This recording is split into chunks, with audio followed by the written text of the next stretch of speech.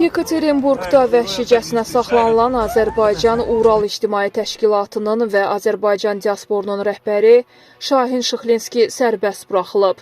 Bu haqda Diasporla İş üzrə Dövlət Komitəsindən məlumat verilib. Şahin Şıxlinski İstintaq Komitəsində şahid qismində dindirilib. Şahin Şıxlinski bizim qohumdur. Ümumiyyətlə, bütün Şıxlinskilərin hamısı bir-birinə qohumdur.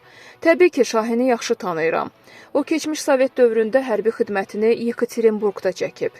Ondan sonra orada hüquq təhsili alıb. Hüquqşünasdır və hüquq şirkəti var. Ömrünün demək olar ki, çox hissəsini, 5-dən 4-ünü Rusiyada yaşayıb. Orada çox nüfuzlu şəxslərdən biridir, biznesmendir. Bu sözləri Teleqrafa, Ayna və Zerkala qəzetlərinin təsisçisi və baş redaktoru Elçin Şıxlı, Yekaterinburqdakı Azərbaycan diasporunun sədri Şahin Şıxlinskinin Rusiya xüsusi xidmət orqanları tərəfindən saxlanılmasına münasibət bildirərkən deyib. O, Şahin Şıxlinskinin dəfələrlə Ulu Öndər Heydər Əliyevin qəbulunda olduğunu bildirib.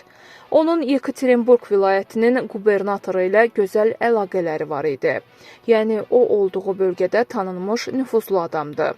Bu baxımdan Şahinin hansısa kriminal hadisəyə görə saxlanılması biabırçılıqdır.